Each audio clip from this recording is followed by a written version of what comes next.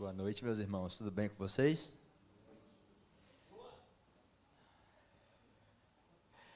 Desafio, hein? Desafio. Marcinha hoje me fez uma pergunta mais cedo. Ela perguntou, tá nervoso? Geralmente ela me pergunta isso e minha resposta é sempre a mesma. Não, tô de boa.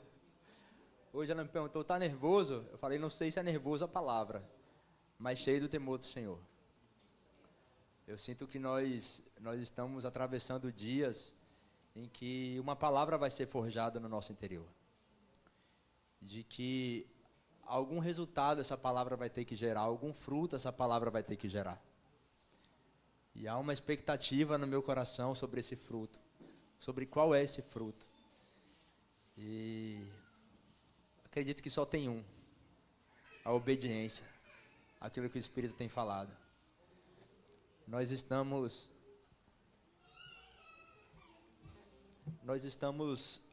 falando sobre a unidade do Espírito. E hoje nós vamos falar sobre a unidade no Espírito por meio da fé. E é um desafio falar sobre isso. Porque parece uma coisa muito óbvia, né? Parece uma coisa... É lógico que a unidade no Espírito é por meio da fé. Lógico. Não precisa nem ter muito o que falar. Já acabou, podemos ir para casa. Mas, lendo o texto base, eu senti que o Espírito queria trazer algumas coisas para nós. Algumas coisas para que a gente pudesse atentar sobre os nossos caminhos, sobre para onde os nossos caminhos estão indo e para onde o Espírito está nos chamando. Então, eu queria convidar você a abrir lá em Efésios 2.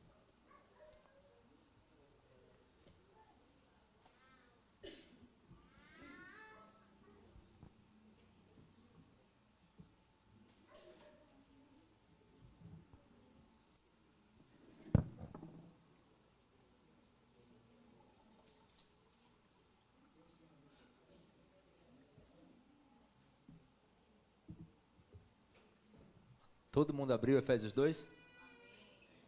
Eu sei que está escrito ali, mas eu vou continuar perguntando se todo mundo abriu. Eu sou crente à moda antiga. Para mim, crente tem que andar com a espada desembainhada do lado, né? Então, vou continuar perguntando. Alguém abriu? Vamos lá. Ele vos deu vida, estando vós mortos nas vossas transgressões e pecado, nos quais andastes no passado, no caminho deste mundo, segundo o príncipe do poderio ou da potestade do ar, e do espírito que agora age nos filhos da desobediência, entre os quais todos nós também antes andávamos, segundo os desejos carnais, fazendo a vontade da carne e da mente, e éramos por natureza filhos da ira, assim como os demais. Tá bom aí para a gente começar. Primeiro a gente já começa perguntando o que é que isso tem a ver com a unidade do Espírito por meio da fé, né? Nós estamos usando o Efésios como base para esse tempo de tabernáculos. E aqui no capítulo 1, Paulo vai começar dizendo, olha, tem os que são da circuncisão, os que são da incircuncisão. Tem uma bronca aí no meio de vocês para resolver. Uns dizem que tem que circuncisar, outros dizem que não precisa, outros falam que tem que fazer isso, aquilo. E aí Paulo chega no capítulo 2. E no capítulo 2 ele começa dizendo, sabe de uma coisa? Todos nós, os da circuncisão e os da incircuncisão, andávamos segundo o curso desse mundo. Andávamos segundo a era desse mundo. Andávamos segundo o príncipe da potestade do ar que atua nos filhos da desobediência. Então Paulo começa a dizer, não importa se é da circuncisão ou se é da incircuncisão. O que você tem que lembrar é que nós, todos nós, andávamos mortos nos nossos pecados e delitos. Paulo começa a trazer que a importância da unidade que vai quebrar a circuncisão ou incircuncisão é no reconhecer que todos nós antes andávamos nos nossos pecados e delitos. É reconhecer que todos nós viemos do mesmo lugar. É reconhecer que o que estava preparado para nós era a ira de Deus. Paulo vai continuar dizendo, e ele vai dizendo, olha, que esses que atuam, esses que andam na desobediência e que ainda são levados através do príncipe da potestade do ar, esses são merecedores da ira. E Paulo então vai começar a dizer, olha, mas essa ira que estava reservada para nós, para aqueles que são filhos da desobediência, foi derramada em Cristo. Cristo foi feito alvo dessa ira. E essa ira foi consumada em Cristo naquele Calvário. E Paulo então começa a dizer que, olha, aqueles que andam guiados pela desobediência merecem a ira. Mas aquele único que obedeceu foi alvo dessa ira. E se tornou objeto dessa ira e fruto dessa ira para que nós pudéssemos ter vida. Estão comigo? Está claro? Então eu queria só falar com vocês, antes da gente avançar, o que significa ser dominado pelo principado da potestade do ar. Paulo mesmo já explica que ele diz que é ser levado pelo curso dessa era. É ser levado pelos pensamentos desse mundo. Quais são os pensamentos desse mundo?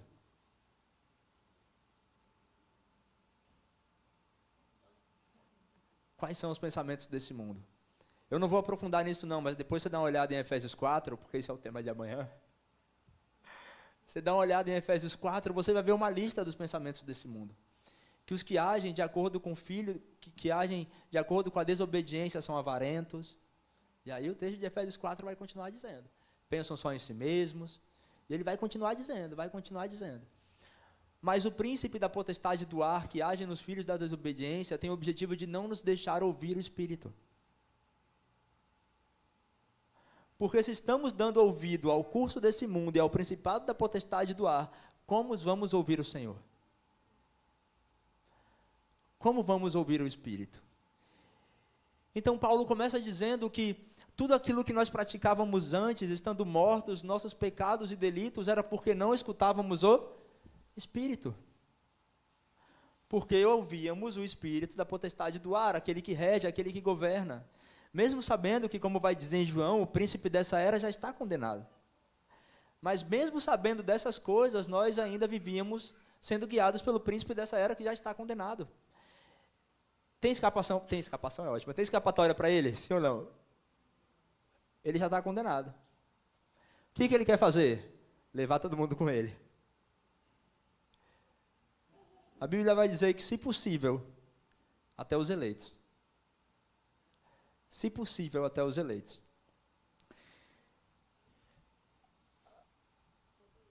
E eu acredito que isso ainda é muito relevante para os nossos dias.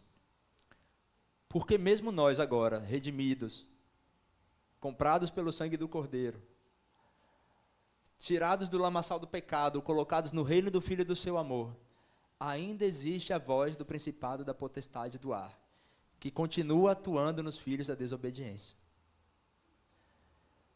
Quando deixamos de ouvir a voz do Espírito e ouvimos outras vozes, com certeza é a dele, do principado da potestade do ar, daqueles que atuam na desobediência. Quando deixamos de ouvir a voz do Espírito e de obedecer aquilo que o Espírito está dizendo no nosso interior, nós estamos ouvindo a voz daquele que age nos filhos da desobediência. Por que eu estou trazendo isso para vocês? E por que Paulo começa a falar isso? Porque Paulo começa a dizer, olha, não tem diferença nenhuma daqueles que agem assim para os gentios. Não tem diferença nenhuma. Lembra que Paulo não trata os gentios aqueles que são simplesmente, que não são de Jerusalém. Paulo trata de gentios aqueles que não conhecem o Evangelho. Não importa se não são de Jerusalém. Paulo chama de gentio aqueles que não vivem o Evangelho.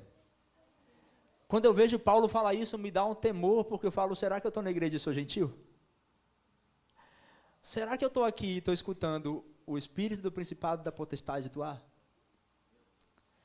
Paulo iguala a igreja de Efésios, a igreja onde aconteceu um mover incrível. A gente vê lá no capítulo de Atos, e Paulo escrevendo uma carta para essa igreja, fala, olha, vocês vieram desse lugar, mas esse não é o fim de vocês. Vamos continuar a leitura que a gente vai chegar num lugar bom. E ele continua dizendo, só voltando um pouquinho, no capítulo 3, no versículo 3, ele continua dizendo, entre os quais todos nós também andávamos segundo os desejos carnais, fazendo a vontade da carne, da mente, e éramos por natureza filhos da ira como os demais. Então, como sabemos que estamos sendo guiados pelo principado da potestade do ar? Quando damos ouvidos à nossa carne. Uma receita bem simples. Quem eu estou ouvindo? O Espírito ou a minha carne? Então eu sou filho de quem? Não é? Vamos lá que Paulo continua. Mas, Deus, que é rico em misericórdia, pelo imenso amor com que nos amou, estando nós ainda mortos os nossos pecados, Deus nos vida juntamente com Cristo, pela graça sois salvos, e nos ressuscitou juntamente com Ele, e com Ele nos fez assentar nas regiões celestiais em Cristo Jesus. Então agora Paulo traz para nós uma esperança. Paulo fala, vocês estão brigando porque são da circuncisão ou da incircuncisão, não importa. Todos vocês vieram do mesmo lugar, ouvindo o espírito do principado da potestade do ar, e merecem a ira de Deus. Mas, esse mais chega a dar um alívio no coração da gente. Esse mais chega a tirar um peso das costas, ele fala, mas Deus, que é rico em misericórdia. O caminho para deixarmos de ser filhos da ira, filhos da desobediência, é reconhecermos o caminho de misericórdia. É reconhecermos que existe um caminho de volta aberto pelo próprio Deus, e que o próprio Deus abriu esse caminho, e que Ele nos toma pela mão e nos fala, vem, entra por esse caminho, entra por esse caminho. E Ele continua dizendo que esse foi o imenso amor que Ele nos amou. Eu não tenho outra expressão para esse imenso amor, a não ser o próprio Filho de Deus, de braços abertos numa cruz, dizendo, Pai, perdoa. Pai, perdoa. E esse é o caminho que nos dá acesso à misericórdia de Deus.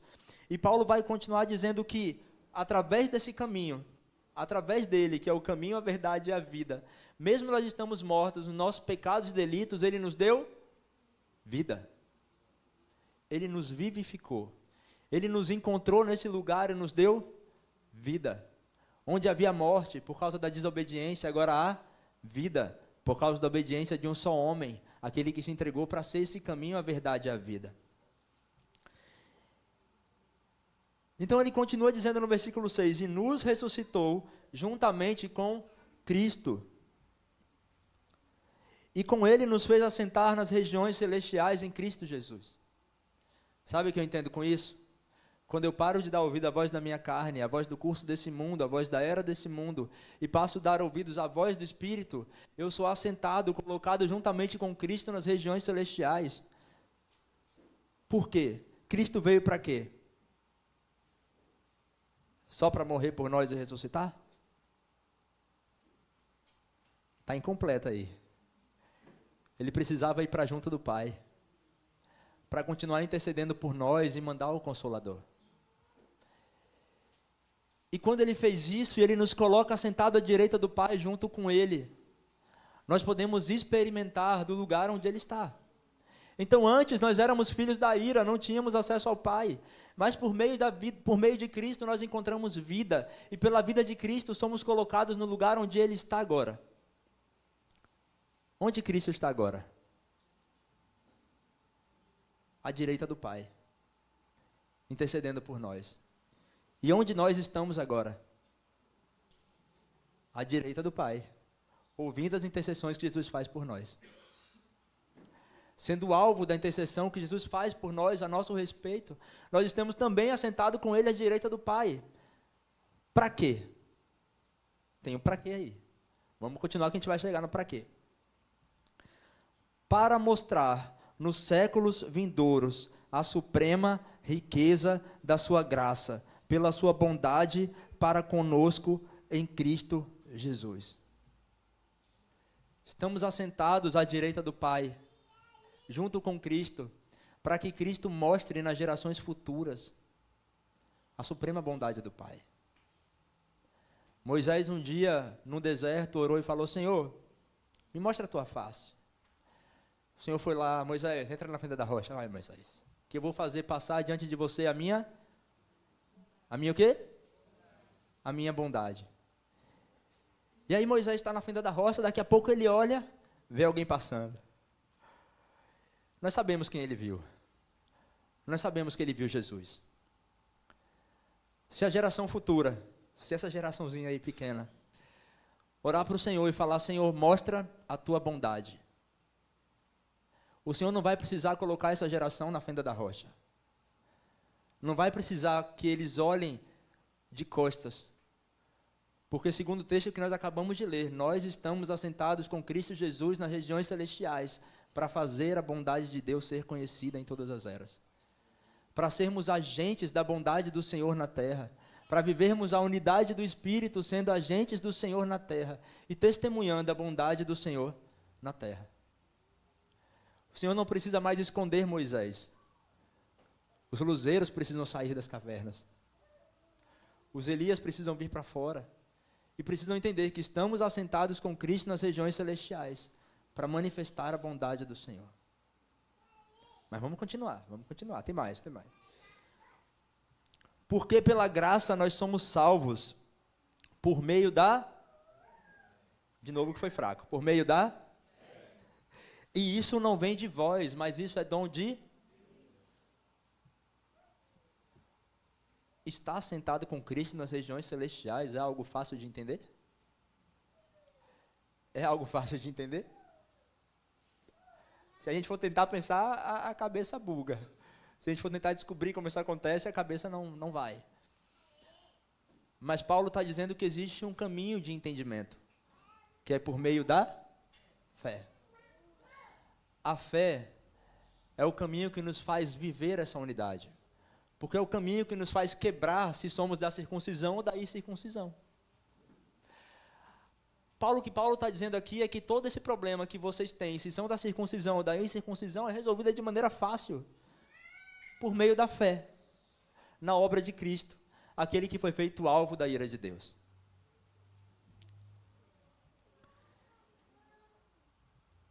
E Paulo continua dizendo então, mas isso não vem de vocês. Não tem como vocês tentarem entrar nesse caminho, não tem como vocês forçarem esse caminho, não tem como vocês forçarem esse lugar. Porque isso é dom de Deus, é presente de Deus. Não vem das obras para que ninguém se glorie, pois fomos feitos por Ele, criados em Cristo Jesus para as boas obras, previamente preparadas por Deus para que andássemos nela. Então, quando entendemos que o Senhor nos transformou de filhos da desobediência para filhos da obediência em Cristo Jesus e nos colocou assentados nas regiões celestes, para o propósito de manifestarmos a glória do Senhor e a graça do Senhor, Ele vai dizer como nós vamos manifestar, fazendo as obras que de antemão o Senhor já nos tinha preparado para que andássemos nela. As obras que Jesus fez, porque Ele foi no mesmo lugar que nós estamos. Ele foi colocado no mesmo lugar, aliás, Ele que nos levou. Então, se estamos colocados no mesmo lugar onde Ele está, temos que fazer as mesmas obras. E isso quebra o poder, isso tira a legitimidade do espírito da potestade do ar no nosso meio. Amém? Eu queria abrir com vocês lá em Hebreus, capítulo 6.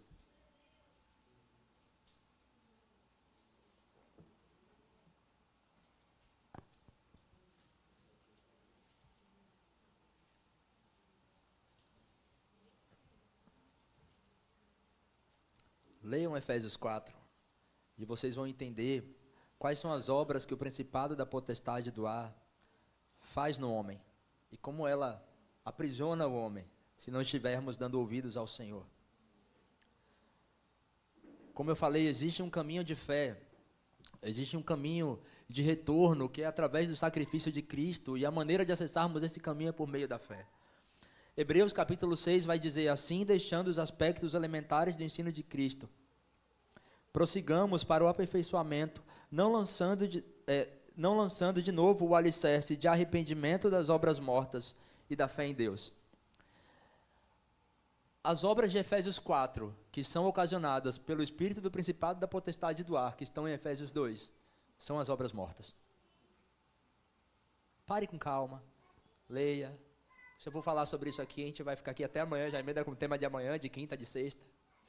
Mas pare, leia e deixe o Espírito falar ao seu coração. Mas o escritor aos Hebreus vai dizer que o arrependimento dessas obras, do principado da potestade do ar, que ainda vive soprando no nosso interior, fazendo a gente ouvir algum resquício de voz, quando não ouvimos a voz do Espírito, Ele que ainda continua alimentando os desejos da nossa carne, Ele que ainda continua soprando na nossa carne, olha, peca. Ah, vai, peca. Dá uma pecadinha aí, vai. Não precisa ser um pecadão não, um pecadinho, light. Ele que ainda continua falando essas coisas no nosso homem carnal. A Bíblia diz que há um fundamento de fé por meio do arrependimento dessas obras. E esse caminho de arrependimento e da fé em Deus é porque não tem como eu me arrepender se não tiver fé na obra de Cristo. Senão é remorso. É impossível me arrepender se o Espírito, aquele que nos faz lembrar de todo pecado, de toda justiça e de todo juízo, não operar em nós. É impossível me arrepender se o Espírito de graça e súplica de Zacarias 12:10 não me fazer olhar e chorar por aquele a quem transpassei com os meus pecados. Por isso o escritor de Hebreus coloca que a única maneira de conseguirmos viver isso é nos arrependendo dessas obras, que Paulo diz em Efésios 2, e nos voltando para a fé em Deus. É um fundamento duplo, é um fundamento que anda de mãos dadas. Eu me arrependo porque eu creio, e eu creio porque eu me arrependo. E aí eu me arrependo porque eu creio, e creio porque eu me arrependo. Uma coisa leva a outra, sabe? E esse caminho é um caminho que vai nos levar ao descanso do Senhor. Estamos no tempo de tabernáculo. E eu queria fazer uma pergunta muito séria para você. Você sabe aonde o povo de Israel habitava no deserto? Era casa de alvenaria? Era casa de madeira? Era em quê? Era em tendas. Mas o Senhor pede para eles fazerem uma festa e irem construir tendas no meio do deserto. Eles já estavam no meio do deserto. Já moravam em tenda. Porque o Senhor pede para eles irem para o deserto construir tendas, construir cabanas. Oi? Sem telhado ainda, com folhas, para você poder ver o céu, com folhas de figueira, para você poder ver o céu. O Senhor simplesmente queria que eles, o texto vai dizer lá em Levítico 23, que era para que quando eles entrassem no descanso, eles lembrassem que o Senhor os fez habitar no deserto. Porque é no meio do deserto que brada uma voz dizendo, arrependa-se, porque é chegado o reino dos céus. É no meio do deserto que a gente consegue entender o curso da nossa vida e olhar para aquilo que o Senhor está trazendo diante de nós e falar, eu não quero mais a minha vida assim. Eu não aguento mais morar 7 dias no meio de uma cabana apertada, olhando para a cara de Amorim com essa barba grande. Pode ser inveja também. Por isso eu preciso me arrepender. O Senhor chama o povo de Israel que habitava no meio de um deserto, que já morava no meio de um deserto, que já morava em tendas, para ir no meio do deserto, construir tendas e habitar com seus amigos durante dias. E o mais difícil é que no meio disso tudo ele tinha que celebrar ao Senhor com louvores, ações de graças, ofertas de libação, ofertas agradáveis ao Senhor, ofertas de alegria. O que o Senhor estava querendo ensinar para eles é que por mais deserto seja o caminho aí fora, eu coloco diante de vocês um lugar de descanso. E esse lugar de descanso vocês não conseguem ver agora. Mas quando vocês chegarem nesse lugar de descanso, vocês vão continuar comemorando essa festa, celebrando essa festa, para lembrar que mesmo estando no lugar de descanso, existe um lugar de deserto. O lugar onde uma voz ecoa por arrependimento e para que nós possamos nos lembrar da fé em Deus. E deixar de dar ouvidos aos principados da potestade do ar que opera nos filhos da desobediência, ou seja, celebrar tabernáculos é uma obediência. E eu não estou querendo dizer para você celebrar tabernáculos aqui, na Casa Farol, ou qualquer outra igreja na face da terra. Eu estou dizendo que ter um coração que entende o espírito de tabernáculos é obediência. Levítico 23 vai dizer que isso é estatuto perpétuo. Lembrar que nós antes andávamos no meio de um deserto, ouvindo outras vozes, mas que o Senhor nos faz entrar num lugar de descanso. E nos coloca nesse lugar de descanso para sermos agora filhos da obediência por meio da fé em Cristo Jesus. Por meio do Espírito que nos faz lembrar de tudo aquilo que Cristo falou. É obediência. E quando nós obedecemos e trazemos isso no nosso interior, e carregamos isso não somente durante os 7 dias, mas 7 fala de plenitude, e carregamos isso na nossa vida, nós vamos entender que a única voz que nós vamos ouvir é a do Espírito. E se a igreja aqui do lado, aqui da frente, pensa que é da circuncisão, e nós pensamos que somos da incircuncisão, nós vamos dizer: nós queremos o Espírito. Se o Espírito está ligando para a circuncisão ou para a incircuncisão, nós queremos as coisas que são do alto. Nós queremos aquilo que estamos vendo à noite, de dentro da cabana, no meio das folhas da figueira. Nós queremos ver a estrela de Davi descendo sobre nós e reinando sobre nós. E eu queria ler com você Hebreus capítulo 4. Volta um pouquinho.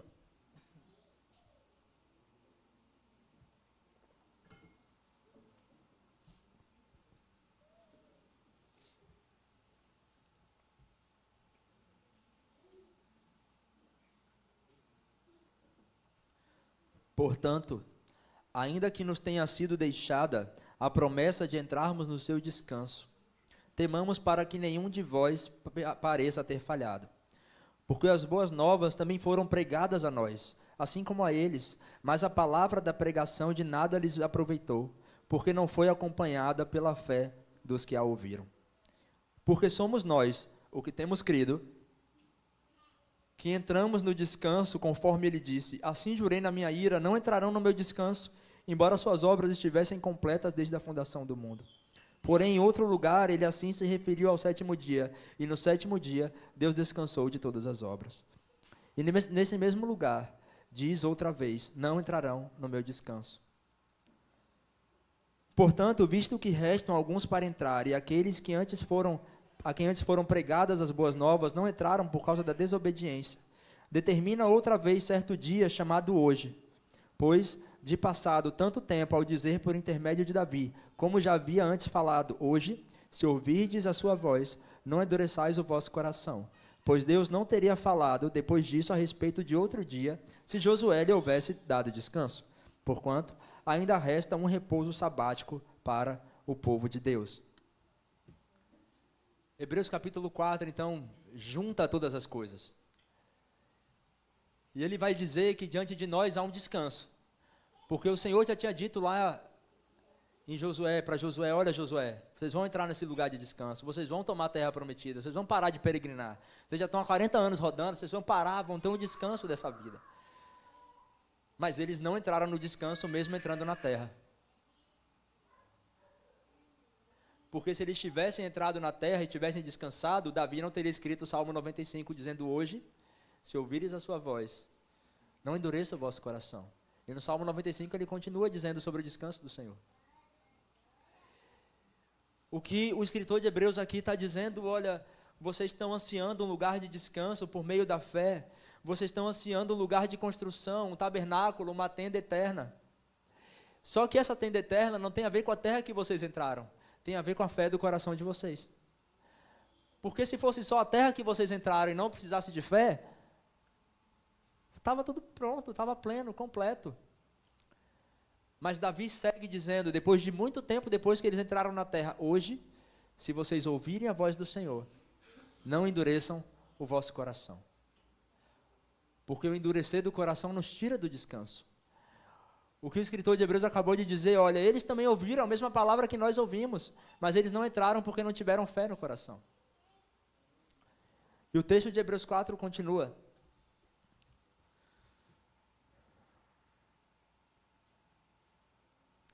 pois assim como Deus descansou das suas obras, aquele que entrou no descanso de Deus também descansou das suas. Em vista disso, esforcemo-nos para entrar naquele descanso e para que ninguém caia no mesmo exemplo da desobediência. Porque a palavra de Deus é viva e eficaz e mais cortante que qualquer espada de 2 gumes, penetra até o ponto de dividir alma e espírito, juntas e medulas, e é capaz de perceber os pensamentos e intenções do coração. E não há criatura alguma encoberta diante dele, ante todas as coisas estão descobertas e expostas aos olhos daqueles a quem devemos prestar contas. Então ele continua trazendo um objeto da nossa fé. Qual é o objeto da nossa fé? O Senhor. Aquele sobre quem devemos prestar contas e de quem nenhuma obra fica oculta. Talvez seja por isso, Amorim, que a tenda tinha teto aberto, né? Nenhuma obra ficava escondida na tenda do tabernáculo. Nenhuma obra ficava oculta. O Senhor estava olhando. Eu sinto que o Senhor está nos convidando a entrar nesse descanso nesses dias de tabernáculo. A entrar nesse lugar de obediência. A entrar nesse lugar que por meio do Espírito a gente possa se unir ao Espírito e falar o único clamor que interessa. Vem. Vem. Afinal de contas, o Espírito e a noiva não estão jogando conversa fora no Instagram. O Espírito e a noiva estão dizendo, vem. Vem, há um clamor do Espírito. Há um clamor do Espírito. Eu imagino Jesus parado no céu falando, Pai, os céus estão me contendo ainda. Os céus ainda estão me contendo. O Espírito tem clamado, vem. Só estou aguardando a voz da minha noiva. Só estou aguardando a voz da minha noiva para o nosso descanso sabático. Mas a minha noiva tem brigado se ela é da circuncisão ou da incircuncisão. Ela não tem ouvido esse clamor do meu espírito dizendo, vem, vem, vem. E ela tem dado vozes a tantas outras coisas e falado tantas outras coisas, enquanto a única coisa que eu quero ouvir da minha noiva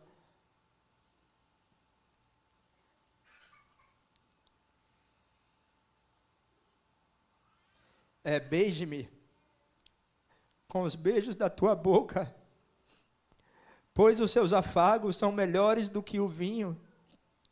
Suave é a fragrância dos teus perfumes. O teu nome é como perfume que se derrama, e por isso a jovem te ama. Leva-me contigo, corramos, leva-me, ó rei, para os seus aposentos. O Espírito já tem clamado, vem. A canção da noiva está pronta. A canção da noiva está pronta.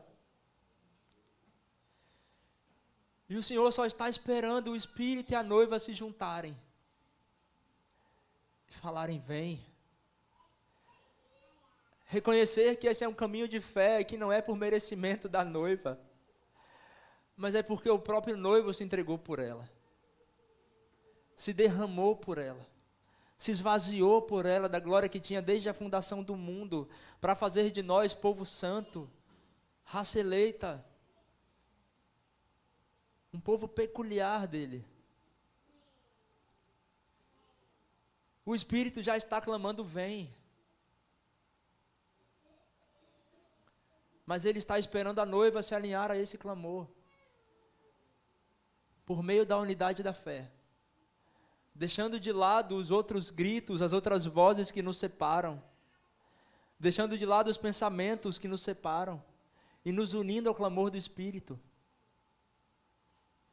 Dizendo simplesmente, vem, vem, vem.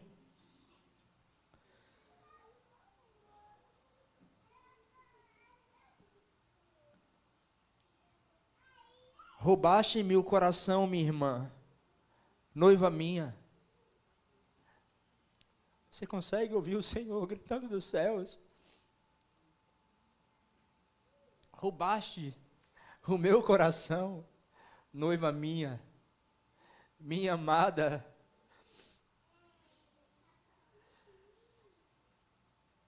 Com um simples olhar, com um simples colar no teu pescoço, o ornamento do Espírito, que é o penhor da nossa salvação. É o colar que está no pescoço da noiva. E foi com esse simples colar que nós roubamos o coração do nosso amado. Quão deliciosos são os teus afagos, noiva minha. Seus afagos são melhores do que o vinho, e a fragrância dos teus perfumes supera todos os aromas e especiarias. Os teus lábios, noiva minha, são favos que destilam mel, leite e mel que estão debaixo da tua língua, e a fragrância das tuas vestes é como a fragrância do Líbano.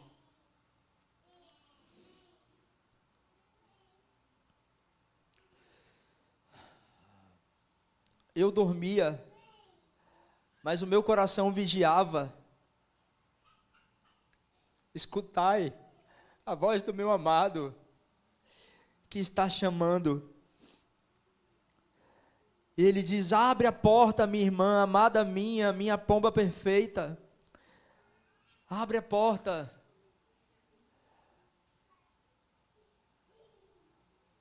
Eu sinto que o Senhor é o mais interessado em descer e nos encontrar. E Ele simplesmente espera uma noiva que entenda que aquilo que Ele fez, que Cristo já fez, é suficiente. É suficiente. Porque Cristo veio para que nós pudéssemos ter vida e nos dar o Espírito Santo, que é o penhor da nossa salvação, a joia no pescoço da noiva, que está adornada com atos de justiça. E Ele simplesmente está esperando que a noiva se junte a esse clamor.